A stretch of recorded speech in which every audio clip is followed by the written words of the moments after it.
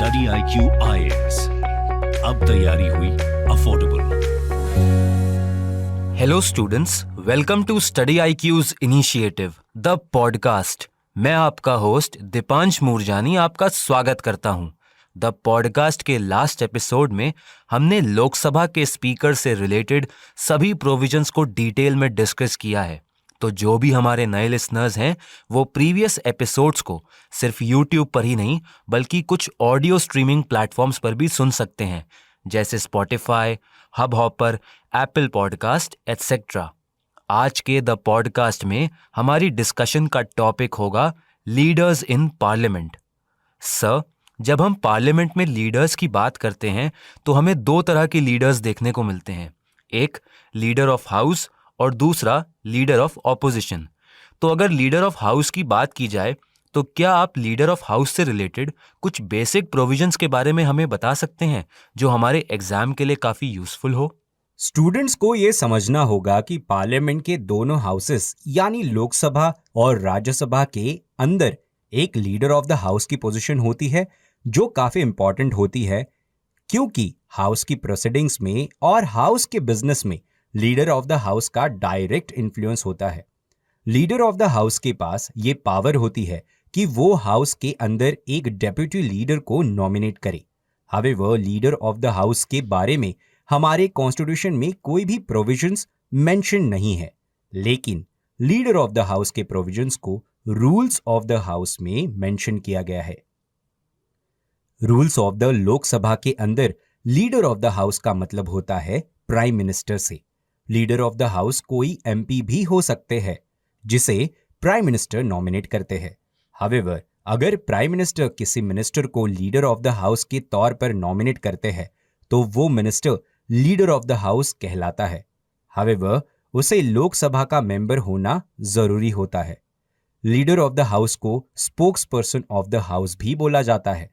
Leader of the house की ये responsibility होती है कि वो हाउस के सभी सेक्शंस में एक कोऑर्डिनेशन मेंटेन करने की कोशिश करे और हार्मोनियस डिबेट एंड कल्चर को प्रमोट होने के लिए वो कुछ एफर्ट्स भी लेते हैं। लोकसभा के प्रिसाइडिंग ऑफिसर यानी speaker leader of the house को कंसल्ट करते हैं in all arrangements of government businesses. जैसे लोकसभा के अंदर लीडर ऑफ द हाउस होते हैं, वैसे ही राज्यसभा के लिए भी लीडर ऑफ द हाउस होते हैं। और लीडर ऑफ द हाउस किसी मिनिस्टर को भी बनाया जा सकता है और किसी राज्यसभा के मेंबर को भी बनाया जा सकता है, लेकिन लीडर ऑफ द हाउस को प्राइम मिनिस्टर के द्वारा नॉमिनेट किया जाता है। अगर कंपैरिजन की बात करें तो यूनाइटेड स्टेट्स के अंदर पार्लियामेंट को कांग्रेस बोला जाता है और US कांग्रेस में लीडर ऑफ द हाउस को मेजॉरिटी लीडर कहा जाता है। सर, लीडर ऑफ ऑपोजिशन किसे बोला जाता है और लीडर ऑफ ऑपोजिशन से रिलेटेड जो भी प्रोविजंस हैं उन्हें समझने के लिए हम काफी इंक्विजिटिव हैं। वैसे तो लीडर ऑफ अपोजिशन यानी LOP हमारे कॉन्स्टिट्यूशन के अंदर मेंशन्ड नहीं है, लेकिन पार्लियामेंट्री प्रोसीडिंग्स में लीडर ऑफ द अपोजिशन के रोल्स एंड रिस्पॉन्सिबिलिटीज को डिफाइन जरूर किया गया है। पार्लियामेंट के दोनों हाउसेस में लीडर ऑफ अपोजिशन होते हैं। लीडर ऑफ अपोजिशन का एक क्राइटेरिया ये होता है कि अपोजिशन में जो लार्जेस्ट पार्टी होती है उसके लीडर को लीडर ऑफ अपोजिशन बनाया जाता है।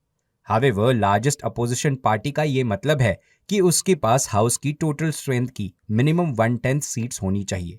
ये प्रोविजंस पहले हुआ करती थी, लेकिन जब रिसेंट इलेक्शंस के अंदर कांग्रेस पार्टी जब लार्जेस्ट अपोजिशन पार्टी थी और उनके मेंबर्स 1/10 भी नहीं हो रहे थे, तब ये प्रोविजंस को ट्विक किया गया।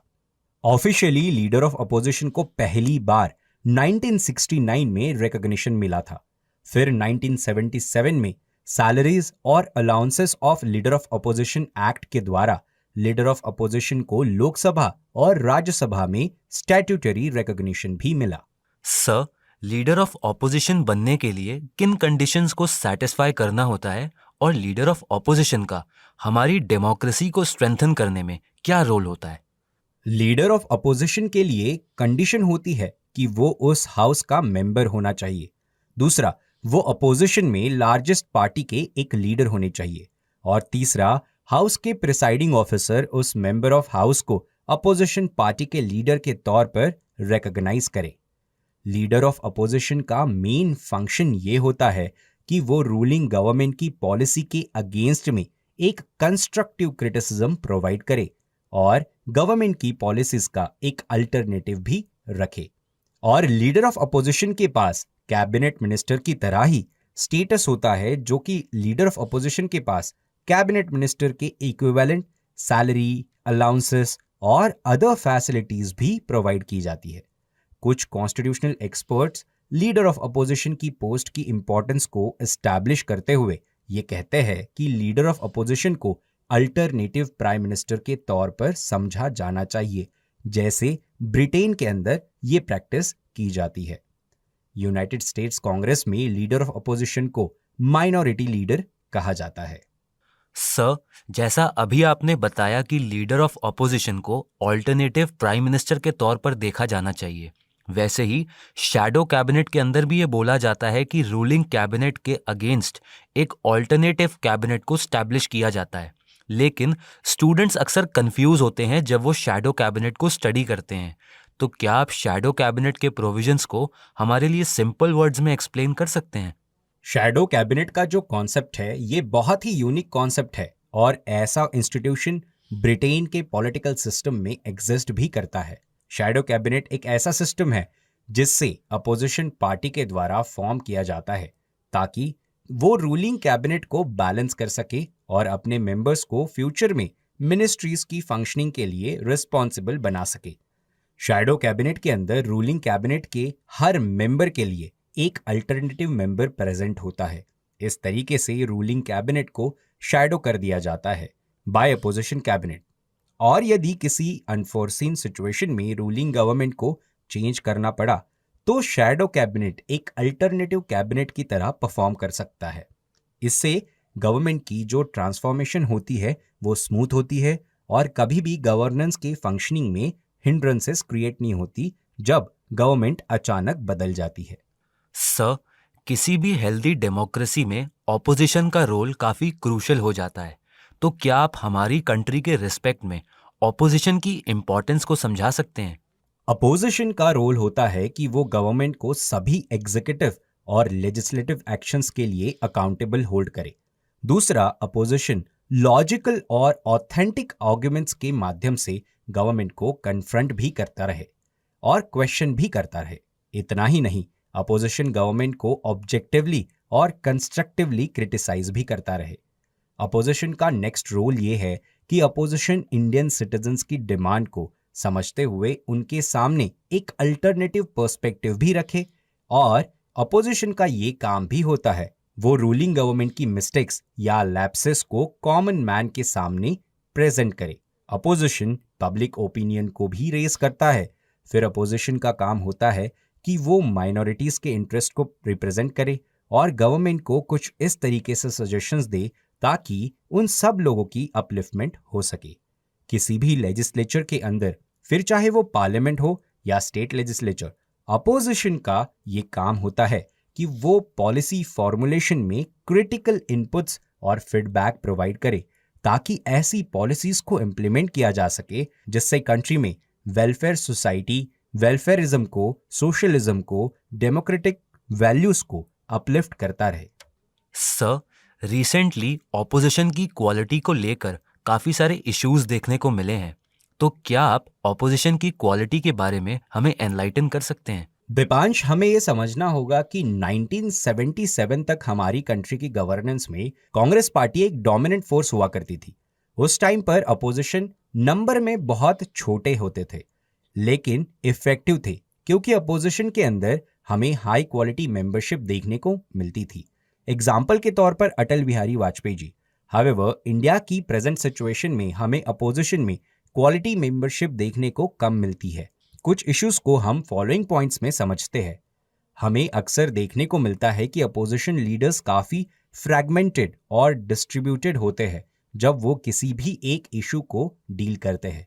दूसरा, अपोजिशन के अंदर डिबेट्स और डिस्कशन में लैक ऑफ बिलीव देखने को मिलता है और ये कहना गलत नहीं होगा कि अपोजिशन अपनी बेसिक और फंडामेंटल ड्यूटीज को परफॉर्म करने में फेल रहा, क्योंकि अक्सर हम पार्लियामेंट के अंदर क्वेश्चन आवर में देखते हैं कि क्वेश्चन के कंटेंट में और डिबेट्स की क्वालिटी में काफी गिरावट देखने को मिलती है। और अगर हम बिहेवियर की बात करें तो एथिक्स और मोरालिटी के ग्राउंड पर भी हमें काफी डाउनग्रेड देखने को मिलता है, क्योंकि फ्रीक्वेंटली डिसरप्शंस का मतलब ये होता है कि कंट्री की लेजिस्लेचर की क्रेडिबिलिटी में गिरावट आती है और पार्लियामेंट्री प्रेसिडिंग्स के ऊपर हो रहे एक्सपेंडिचर को भी जस्टिफाई नहीं करता। कुछ टाइम से एक्सपर्ट्स ये भी ऑब्जर्व कर रहे हैं कि अपोजिशन रूलिंग गवर्नमेंट की पॉलिसीज और प्रोग्राम्स को क्रिटिसाइज करने में थोड़े से असफल जरूर हुए हैं।